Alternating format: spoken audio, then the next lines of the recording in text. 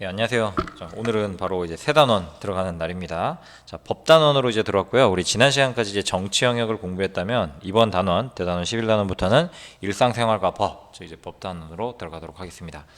자, 오늘 그 첫 시간은 바로 법의 의미와 목적에 대해서 함께 공부하는 시간입니다. 그리고 이제 어렵지는 않으실 텐데 좀 집중을 잘 해서 들어주셔가지고 간단하게 이제 법이란 어떤 것인지, 이 법이라고 하는 게 어떤 사회규범에서 나온 것인지를 여러분들이 좀 아셨으면 좋겠습니다. 자, 보시면요, 대단원으로 들어왔고요. 그중 이제 첫 번째 단어로 법의 의미와 목적에 대해서 여러분들과 함께 공부해 보도록 하겠습니다. 자, 이번 단원 배우시면 법의 의미와 특징 설명할 수 있으셔야 되고요. 그리고 법의 목적이 있어요. 자, 법의 목적이 몇 가지가 있는데 그 법의 목적을 여러분들이 여러분들의 언어로 설명할 수 있으셔야 되겠습니다. 자, 나는 법 없이도 살 사람이야 라고 하는 친구들이 참 많을 걸로 압니다. 자, 여기 보시면은 뭐 유탄기한, 근데 여기는 빨리 달리면 위험해, 이제 과속에 대해서 얘기를 하는 것 같고요. 그다음에 수업 시간에 45분인 거, 그리고 급식 원산지 표시, 청소년들이 접근할 수 없는 사이트. 자, 여기 보면 이 자료를 통해서 아까 법 없이도 할 수 있을 거라는 생각하는 친구들, 일상생활이 굉장히 법과 밀접하게 관련이 되어 있습니다. 실제 우리 주변에서 많은 이제 법과 관련된 부분들이 있는데 이것들을 여러분들이 이제 알고, 그리고 이제 생활 속에서도 이런 게 어떤 법이구나, 이런 거는 이런 법이구나를 좀 알고 여러분들이 이해를 할 수 있는 그런 수준이 좀 되었으면 좋겠네요. 자, 법과 관련된 장면 뭐가 있을까요? 이 중에서 1, 2, 3, 4, 5번 중에서 네, 다 법과 관련된 장면인데요. 자, 이거 말고도 사실 우리 생활에서 일상생활에서 법과 관련된 사례는 참 많습니다. 뭐 예를 들면 물건을 사는 것도 말 그대로 이제 거래 행위가 이제 있는 거고요. 사고 팔고, 그리고 범죄자를 처벌하거나 뭐 이런 거는 이제 형사법상 이제 요거를 이제 하게 되고요. 초록불에 횡단보도 건너는 거는 이제 도로교통법 관련돼서 우리 일상생활의 법은 뗄래야 뗄 수 없는 굉장히 밀접한 관련이 있는 그런 존재인 겁니다. 그럼 이제 법이라고 하는 것은 어떤 특성이 있을까? 이거를 다른 사회규범과 함께 공부해 보도록 하겠습니다. 자, 이제 성묘 가면은 절 드리시죠. 그리고 뭐 교회 가시는 분들은 일요일 날 교회를 가고요. 요 할머니를 보면 여러분들 자리 양보하고 계시죠. 자, 양보하고 있고, 그다음에 이거는 음주단속 하고 있다라고 해서 이거는 법의 영역인 것 같은데, 그 1번부터 4번은 이렇게 돼요. 그러니까 이제 관습, 종교규범, 도덕, 법, 이렇게 사회 규범의 종류가 이제 네 가지로 보통 우리가 나누는데요. 그 중에 하나인 우리가 이제 법을 배우게 될 겁니다. 자, 4번 규범 바로 이제 법인데 다른 규범과는 좀 달라요. 자, 이 세 가지 규범은 안 한다고 해가지고 뭐 벌금을 내거나 아니면은 뭐 처분을 받거나 뭐 처형을 받거나 막 그러지는 않습니다. 근데 법만큼 이제 강제성을 가지고 있는 게 특징인데요. 자, 이제 법이란 뭐냐면 타해규범 중에서 국가 권력에 의해서 제정되어서 강제력을 가진 규범이다라고 보시면 됩니다. 그럼 이 사회규범이란 도대체 무엇이냐? 자, 요걸 조금 더 이제 심화 설명을 드릴 건데요. 사회규범은 한자로 풀이하면 말 그대로 사회에서 적용되는 법규, 규범이라고 생각을 하시면 됩니다. 그래서 영어로 하면 social norm이라고 하는 건데, 이 norm이라고 하는 게 규범, 기준, 표준이라는 뜻을 가지고 있는데요. 직역을 하면, 그러니까 이걸 좀 의역을 하면 이게 일반적인 것이라고 이제 생각을 하면 돼요. 그러니까 이 사회규범이라고 하는 건 의미를 우리 사전에서 찾아보면요, 원래 사회생활을 하잖아요. 사회구성원들이 사회생활을 하는데 그 사회생활에서 사회구성원이 지켜야 할 행위의 준칙이라고 이제 보통 표현을 합니다. 그럼 준칙이라는 말이 도대체 뭐예요? 라고 하는데, 이러한 행위를 함에 있어가지고 그 행위의 옳고 그름을 판단하는 기준이 되고 준칙, 그리고 법칙이 되는 겁니다. 기준과 법칙, 즉 그 기준으로서 활용할 수 있는 규칙이나 법칙이다 라고 생각을 하시면 되겠습니다. 자, 그럼 이 사회규범이라고 하는 건 언제 형성이 되었냐면요, 인류가 태어나고 나서부터, 인류가 만들어지고 나서부터 사람들은 무리를 지어 교섭을 하게 됩니다. 그러면서 자기들 무리, 자기들 집단이 이제 형성이 되는 거죠. 하나의 집단이 형성되면 그 집단 내에서 똑같이 행동해야 되는 것들이 있어요. 그래야지 좀 편한 것들이 있거든요. 그래서 뭐 우리가 남자 화장실과 여자 화장실을 구분하는 것처럼 구분했을 때 혹은 이제 지켜졌을 때 더 편한 것들이 있단 말이에요. 그래서 집단 내에 공통적인 행동 양식이라든가 사고 방식, 이런 것들로 이제 형성이 됐던 게 바로 사회 규범이라고 보면 되겠습니다. 그럼 이제 집단 내에서 형성됐다는 얘기는 집단의 구성원, 즉 사회 구성원들이 동의를 했겠죠. 그래서 그 동의하에 만들어진 게 사회 규범인데, 이 규범이라고 하는 건 크게 목적이 세 가지가 있었는데, 하나는 사회 질서를 유지를 하고요. 그리고 두 번째는 공동체 생활을 온전하게 영위하기 위함입니다. 그래서 사회가 영속적으로 지속적으로 이어지기 위해서 뭐 세 번째도 있는데 이 두 가지만 아시면 돼요. 자, 그 중에서 우리 규범의 종류를 사회 규범의 종류를 이렇게 네 가지를 배웠습니다. 방금 교과서에서 네 가지를 봤는데 먼저 이제 관습은 뭐냐면요. 뭐 영어로 하면 이렇게 써지죠. 커스텀이나 컨벤션이라고 보통 표현을 하는데 여러분들 혹시 관혼상제라고 들어보셨어요? 관혼상제라고 해서 관은 이제 관례식이라 그래가지고 관자가 이제 갓 관자예요. 예전에 이제 성년 어른이 되면 이제 갓을 썼다라 그래가지고 성인식, 뭐 성년식 이런 걸 이제 관례라고 보통 표현을 합니다. 그다음에 이제 결혼을 할 때 하는 걸 보고 우리 혼인식이라고 하죠. 그다음에 장례식을 당했을 때 뭐 상당했다라고 표현을 하잖아요. 그리고 제사 지낼 때 뭐 이런 것들. 자, 이게 관습이에요. 그럼 이제 관습이 뭐냐를 좀 생각을 하셔야 돼요.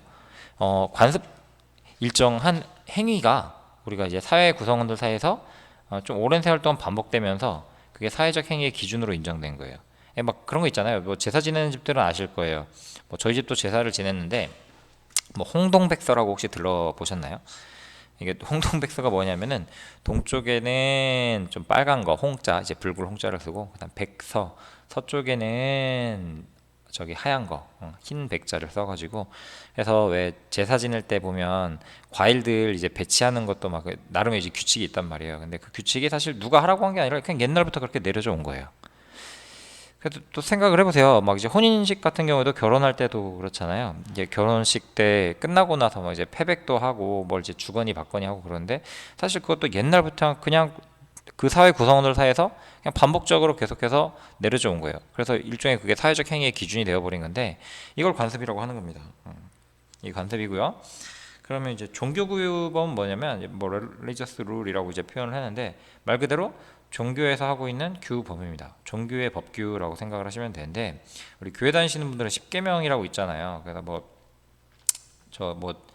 뭐냐 이제 10가지의 우리가 지켜야 될 그런 이제 규칙들을 거기다 이제 명시를 하고 있잖아요. 이제 불경은 불교에서, 코란은 이제 이슬람교에서 그래서 그런 종교상 계율로 행위규범으로서 그걸 인정을 하죠. 그래서 이 종교를 믿으면 이렇게 해야 돼라고 얘기를 하지. 그래서 이제 십계명 같은 경우에는 뭐 신은 이제 오로 유일신 사상이 여기 잘 담겨 있잖아요. 그리고 뭐 내 이웃을 사랑도 하고 그리고 뭐 등등등 갑자기 기억이 안 나는데 십계명도 있고 그다음 불경 코란 같은 것들은 다 종교 규범이라고 생각을 하시면 돼요. 그다음에 자 이제 도덕이 있는데 도덕은 모럴리티라고 하죠. 이제 도덕은 일종의 선을 구현하는 겁니다. 선악 우리가 보통 표현을 하잖아요. 착할 선자 선과 악을 구분을 하는데 선을 구현을 하고요. 그래서 사회 존속 평화를 위해서 필요한 이런 기준 가치입니다. 그럼 이제 도덕이라고 하는 거는 인간의 내면적 양심의 바탕을 둬요. 그래서 이게 뭐 생명 당연히 존중해야 되고 우리 어른 공경해야 되잖아요. 폭력 금지해야죠 라고 하는 것들은 도덕입니다. 그러니까 착할 선자예요. 착하게 이제 살아가도록 하는 그런 규범이에요. 인간이 마땅히 지켜야 할 도리 또는 바람직한 행동 기준이라고 보통 표현을 하는데 그래서 이 도덕이라고 하는 것은 이제 선을 실현하는 게 목표예요. 그다음 마지막으로 이제 법이 이제 국가 권력에 의해 강제되는 사회규범이다라고 이제 메모를 해놨는데 이 국가 권력이라고 하는 건 강제성을 띠거든요. 그래서 그 내용, 집행 그리고 어떤 행동을 제재하는 그 방법을 명확하게 제도로서 만들어 놓은 게 바로 이 법이라고 생각을 하시면 되겠습니다. 그럼 요 것 중에 제일 많이 나오는 게 여러분들이 나중에 고등학교 가서 공부를 하면 이 두 가지를 비교를 해요. 이제 도덕과 법을 비교를 하는데 저희 보면 법은 목적이 정의의 실현이고요. 도덕은 목적이 선의 실현이에요. 그리고 법은 특징이 인간의 내면적 행위까지 규제하진 않아요. 그냥 외면적 행위, 보여지는 것. 그래서 행위의 결과를 굉장히 중시하는 그런 규범이고요. 강제성이 있습니다. 만약에 법을 위반했을 시에는 우리가 이제 벌금이 됐든 구금이 됐든 뭐 다양한 형태로 이제 그 법을 어긴 거에 대해서 대가를 이제 치르게 되죠. 그래서 제재를 받습니다. 그다음에 양면성이 있어요. 이제 두 가지 양쪽 측면인데 권리도 있고 의무도 있어요. 그래서 여러분들 우리 초등학교는 우리 보통 8살에 가잖아요. 가는 게 여러분들의 권리예요. 초중등 교육법에 따르면 여러분들이 교육을 받을 권리를 가져요. 그리고 여러분들의 부모님은 애를 당연히 초등학교에 보내야 될 의무도 있어요. 그래서 이제 권리와 의무를 이제 동시에 규율하고 있는 게 바로 법이다라고 생각을 하시면 되고요. 그다음에 타율성입니다. 타율성 반대말이죠. 자율성이잖아요. 외부의 강제로 인해서 준수하는 거예요. 이걸 어기면 벌금 얼마야? 이걸 어기면 어떤 처분을 받아 등등으로 이제 타율적으로 외부의 강제로 인해서 이거를 준수를 하고 있습니다. 반면에 이제 도덕이라고 하는 건 착할 선자잖아요. 선할 선자인데 착한 선함을 이제 실현을 하는 게 그 목적이고요. 그래서 요의 성격은 내면적 양심을 중시하죠. 그래서 어떤 행동을 할 때 그 행위의 동기를 중시합니다. 어떤 의도를 가지고 했느냐, 어떤 마음으로 가지고 했느냐를 얘기를 하는 게 바로 이제 도덕이에요. 그다음에 저기 이제 비강제성이라 그래서 이제 위반하더라도 사실 국가 권력에 의한 공식적 제재는 없습니다. 뭐 어른한테 자리 양보 안 했다고 뭐 벌금 맞지도 않고요. 어른한테 뭐 인사 안 했다고, 선생님한테 인사 안 했다고 그런 이제 처벌 이렇게 받지 않습니다. 그다음에 일면성이에요. 주로 이제 의무만 규율을 해요. 이제 우리가 당위성을 얘기를 했잖아요. 여기 보면은 바람직한 행동 기준 지켜야 할 도리라고 해서 마땅히 당자를 써가지고 마땅히 할 위 해서 당위라는 표현을 하는데요. 주로 의무를 교육을 합니다. 인간이라면 마땅히 뭐뭐 해야 한다라고 해가지고 그런 주로 의무를 교육을 하고 있고요. 대체로 이제 자율성이죠. 개인의 의지에 따라 이제 준수를 하고 있습니다. 이게 법과 도덕의 이제 차이점이고요. 그럼 그 중에서도 법이 가진 특징이 무엇이냐? 그럼 법의 특징 혹은 법의 이념이라고 보통 표현을 하는데, 요거는 교과서 먼저 잠시 보시면요. 법의 특성 중에서는 여기 강제성과 명확성 아까 설명드렸죠. 이제 명확성 같은 경우에는 뭐냐면 우리 법이라고 하는 건 법 조문으로 되어 있잖아요. 명확하게 그 구체적으로 내용이 정해져 있습니다. 그럼 이제 법이라고 하는 건 이제 분쟁, 이제 다툴 쟁자잖아요. 어떤 싸움이나 난동이 있었을 때 그 사회 질서를 유지를 하고 개인의 권리를 보호하기 위해서 있는 게 바로 법의 역할입니다. 법의 목적이 나왔는데요. 법의 목적은 정의의 실현이에요. 그래서 이 정의라는 말을 이제 좀 정리를 해야 돼요. 그래서 보면 범죄자에게 그 범죄에 상하는 처벌을 간다라고 해서 뭐 혹시 눈에는 눈, 이에는 이 이런 표현 들어보셨나요? 그래서 눈 다치게 한 사람한테는 이제 똑같이 눈을 다치게 하고 이를 다치게 한 사람은 똑같이 이를 다치게 한다. 뭐 이제 예전에 이제 정의의 개념이었다면 요즘에는 이제 개인의 능력에 따라 모든 사람이 정당한 대우를 받는 정의, 일종의 이제 배분적 정의를 이제 또 얘기를 하고 있습니다. 자, 요거는 저기 교과서 먼저 이걸로 정리를 하고 그다음에 뒤에 거를 이제 볼 텐데, 자 여기 봅시다. 자, 일상생활 속에서 법을 보면 이런 경우 여러분들 좀 있죠. 짤 여러분들이 흔히 얘기하는 짤인데 친구의 우스꽝스러운 모습을 몰래 찍어가지고 그걸 막 SNS에다가 올리면 좀 창피하잖아요. 그래서 요거는 본인한테도 본인이 동의를 받지 않은 거예요. 그래서 함부로 남의 사진 올리는 것은 일종의 타인의 권리를 침해하는 행동입니다. 자, 이게 무슨 법이냐면 정보통신망 이용 및 이용 촉진 및 정보 보호 등에 관한 법률입니다. 근데 요거에 따라 처벌받을 수 있는데 이게 뭐냐면 그 70조 1항에 보면은 이게 그게 나와요. 그래서 사람 비방을 목적으로 정보통신망을 이용해서 이제 공연히 사실을 적시한, 그러니까 사실이더라도 숨기고 싶은 게 있잖아요. 근데 그 사람의 사실을 이제 사람들한테 공공히 알려버리면서 그 사람을 이제 비방을 했다 하면은 그것도 이제 처벌의 대상이 되고요. 그리고 또 비방을 목적으로 허위 사실을 적시하면은 그게 더 세요. 그래서 아까 그 그냥 있는 사실 그대로 하게 되면 3년 이하 징역이나 금고 뭐 2천만 원 이하인데, 허위 사실을 적시해서 만약에 명예를 훼손했다 그럼 7년 이하입니다. 10년 이하의 자격정지, 뭐 5천만 원 이하의 벌금, 좀 더 세요. 그래서 이게 이제 권리를 보호해주는 법이라는 겁니다. 그럼 또 일상생활에서 법은 또 어떤 역할을 해주냐? 분쟁, 다툼을 해결해주기도 합니다. 여러분들 학원 가서 한 일주일 수업 듣고 안 맞을 수도 있잖아요. 그러면 수강료 환불 요청할 수 있거든요. 환불 요청할 수 있는데 그게 학원의 설립, 운영 및 과외 교습에 관한 법률입니다. 이게 그 학원 설립 관련된 이제 법인데, 근데 요 법률의 그 8조를 보면은요. 1항에 뭐라고 나왔냐면 제가 그냥 읽어드릴게요. 이거 학원 설립 운영자, 교습자 및 개인 과외 교습자는 학습자가 수강을 계속할 수 없는 경우 또는 학원의 등록 말소, 교습소 폐지 등으로 교습을 계속할 수 없는 경우에는 학습자로부터 받은 교습비 등을 반환하는 등 학습자를 보호하기 위하여 필요한 조치를 해야 한다라고 나와 있습니다. 자, 학원 돌려받아야 돼요. 안 돌려주겠다 싸우면 요 법을 들이미는 겁니다. 즉 분쟁을 해결해 줄 수 있는 역할을 하고 있다는 거죠. 그럼 이 법이라고 하는 게 도대체 어떻게 정의를 실현하느냐? 자, 여기 보시면 야 쟤랑 놀지 마, 있는 돈 내놔, 뭐 이런 거 일종의 다 폭력이죠. 장학교 폭력이 해당이 되는데, 그럼 이 피해 학생의 권리를 보호하기 위해서 어떻게 해야 되느냐라고 보는데, 뭐 일단 학교에 알리는 것도 하나의 방법이죠. 이게 제일 먼저 이루어져야 될 행위이기도 하고요. 그러면 3번에 보면, 자, 댓글 2에서 말한 법의 도움이 구체적으로 무엇인지 조사를 한번 해봅시다 라고 했는데, 그 가해자에게는 법적으로 이제 형사상 이제 처벌도 할 수 있고요, 민사상 또 손해배상을 청구할 수도 있어요. 뭐 정신적 손해에 대해서. 그리고 요거는 법의 정의 실현이 어떻게 이바지하느냐를 이제 보게 되면, 법은 기본적으로 개인의 권리를 보호하고요, 궁극적으로는 정의 실현에 이제 이바지를 하는 게 법의 정의 실현 원칙입니다. 자, 그러면 요걸 가지고 우리가 지금 설명을 이제 드렸는데, 아이고 잠시만요. 왜 안 나온 거야? 자, 보시면, 자, 이제 정의의, 저기 법의 이념이 나옵니다. 법의 이념 혹은 법의 목적이라고도 이제 표현을 하는데, 법의 이념이라고 하는 건 뭐냐면, 이념이란 말 되게 많이 들어봤을 거예요. 뭐 이데올로기, 뭐 이데올로지, 뭐 아이디얼리즘, 뭐 이렇게 다양하게 이제 표현을 하는데, 이념은 인간이 추구하는 목적이나 가치, 그리고 그 이상을 이제 의미한다라고 이제 하는데, 이게 쉽게 얘기하면 법이 궁극적으로 추구하는 가치와 이상적인 거예요. 그게 바로 법의 이념인데, 크게 법의 이념 세 가지로 나옵니다. 세 가지로 나오는데, 우리 교과서상에서는, 그리고 이제 여러분들 중학교 교육과정에서는 여기 제 법의 정의, 법의 이념 중에서 정의만 좀 여러분들이 봐주시면 돼요. 자, 먼저 정의입니다. 정의는 우리 교과서에도 이렇게 이제 정의가 되어 있는데, 법이 실현하고는 추구하는 궁극적인 목적입니다. 그리고 궁극적인 이념이에요.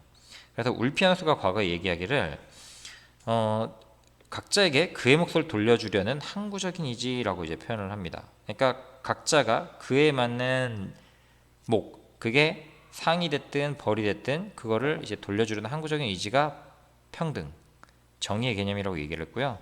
아리스토텔레스는 정의의 본질은 평등이다라고 표현을 했는데, 이걸로 요새 좀 많이 쓰여요. 그래서 아리스토텔레스의 평등을 가지고 좀 설명을 더 추가적으로 드리면, 이 아리스토텔레스라는 사람은 정의의 본질을 바로 이 평등에서 찾았거든요. 그래서 이 찾았는데, 평등에서 그 정의의 개념을 인간이 똑같이, 모든 인간을 똑같이 취급하는 걸 보고 평균적 정의라고 하거든요. 그래서 뭐 다른 표현을 하면 뭐 절대적 평등 혹은 뭐 형식적 평등이라고 하는데, 이게 뭐냐, 같은 것은 같게 다른 것도 같게라는 표현입니다.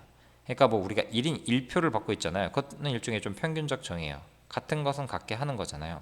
근데 이제 다른 것도 같게 해가지고 뭐 어떤 행산물이나 이런 걸 있을 때도 이제 똑같이 나눠주게 되면, 그때 이제 평균적 정의라고 이제 보실 수가 있는 거예요. 그 다음에 이제 배분적 정의라는 건 뭐냐면은, 요거는 어떤 공헌도, 어떤 일을 했을 때 그 공헌도에 따라서 차등적으로 좀 대우하는 게 바로 이제 배분적 정의라고 생각하시면 돼요. 그래서 뭐 상대적 평등 혹은 실질적 평등이라고 이제 보통 표현을 하는데, 그래서 요 이제 배분적 정의라고 하는 것은 같은 것은 같게 하면서 다른 것은 또 다르게 하는 겁니다.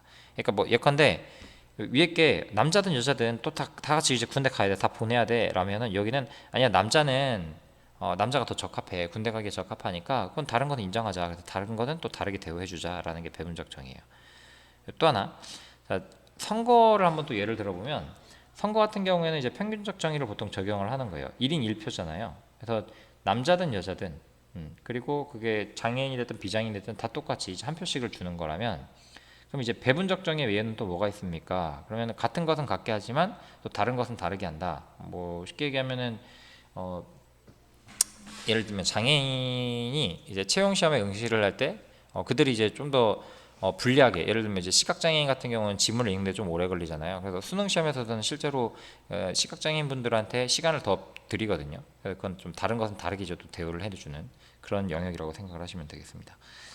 자, 그래서 이 법이라고 하는 건, 그 이념이, 법이 추구하는 이제 궁극적인 목적이 이제 정의, 한목적성, 법적 안정성인데, 그 중에 이제 평등의 개념을 이제 정의로 많이 이제 이해를 하시면 됩니다. 그래서 이 정의 실현을 위해 가지고요, 개인의 권리를 보장하고요, 그리고 사람들이 억울한 일을 당하지 않도록 이제 보호해 주는 게 바로 법이다라고 생각하시면 돼요. 자, 그 두 번째, 한목적성이라고, 이거는 후딱 볼게요. 한목적성인데, 목적에 합치하다라는 뜻입니다. 즉 무슨 얘기냐면, 그 법이라고 하는 게 해당 국가와 사회에서 추구하는 이상적인 어떤 가치가 있잖아요. 뭐 예를 들면 우리나라는 민주주의를 지향을 하잖아요. 그래서 그 민주주의 가치에 맞도록, 그 목적에 맞도록 그래서 그 기준에 의해서 구체적으로 제정되고 실시되는 원리를 한목적성이라고 얘기합니다. 그래서 이거는 시대나 혹은 사회, 그게 어떤 사회냐에 따라 가지고 그 지배적인 가치관이 달라지면은 그 내용도 또 달라져요. 법이라고 하는 게. 그다음에 이제 법적 안정성은 뭐냐면은 법적으로 말 그대로 안정이 돼야 돼요. 그래서 안정적으로 이 법이 운영되려면 법의 규정이 명확해야 되고요. 그리고 자꾸 바뀌면 안 돼요. 여러분들도 자꾸 법 바뀌면은 헷갈리잖아요. 그래서 사실 뭐 우리 교육계도 좀 반성을 해야 되는데 그 교육부에 계신 분들이 왜 자꾸 막 뭔가를 바꾸려고 하시는지 모르겠어요. 그래서 특히 입시 제도가 제일 많이 여러분들한테 좀 얘기가 나오잖아요. 그래서 학생부 종합전형이냐, 정시전형가냐. 그래서 법이라고 하는 게 자꾸 그렇게 바뀌고 혼동이 되면 사람들로 하여금 안정적이지 못하다는 느낌을 주잖아요. 그래서 사회생활이 법에 의해서 보호 보장되어서 안정되게 이루어지고 있는 이런 상태를 이제 법적 안정성을 추구한다라고 표현을 합니다. 그래서 사실 이 법적 안정성과 한목적성은 예전에는 좀 많이 이제 소개가 되었는데 요즘에는 좀 소개가 많이 안 돼요. 그리고 선생님이 예전에 공부할 때는 이 법적 안정성 가지고는 사실 그 시효제도라고 있거든요. 들어보셨나요? 뭐 소멸시효, 취득시효, 그다음에 공소시효 이런 거 들어봤을 거예요. 그래서 법조대에 대한 신뢰를 통해서 안정적 법 질서 유지하려고, 그래서 뭐 예를 들면 20년 동안 이 자기 땅인 줄 알고 사용을 했으면 나중에 20년이 되면 자기 땅이 되는 거고, 그리고 저기 사형이나 뭐 사형에 해당하는 범죄를 했는데 뭐 25년 동안 잡히지 않았어요. 근데 25년이 지나면은 그 시효제도에 따라 가지고 사형이 이제 소멸이 된다, 이제 하지 않는다라는 것도 나오고 그래요. 그래서 요거는 추가적으로 혹시 더 공부하실 친구만 봐두시면 되고요. 법의 이념, 정의까지만 여러분 꼭 잘 기억해 두시기 바랍니다. 아시겠죠? 자, 오늘 이렇게 배워봤습니다. 크게 사회규범이 있고요. 그 사회규범 내에 관습, 종교규범, 도덕, 법이 있습니다. 그 중에 법과 도덕을 이렇게 잘 비교하셔서 그 특징과 성격 반드시 기억해 두시고요. 그리고 법이 궁극적으로 추구하는 바는 바로 정의다. 정의에는 평균적 정의와 배분적 정의가 있다. 이렇게 정리하시면 되겠습니다. 이해되시죠? 자, 오늘도 수고하셨습니다.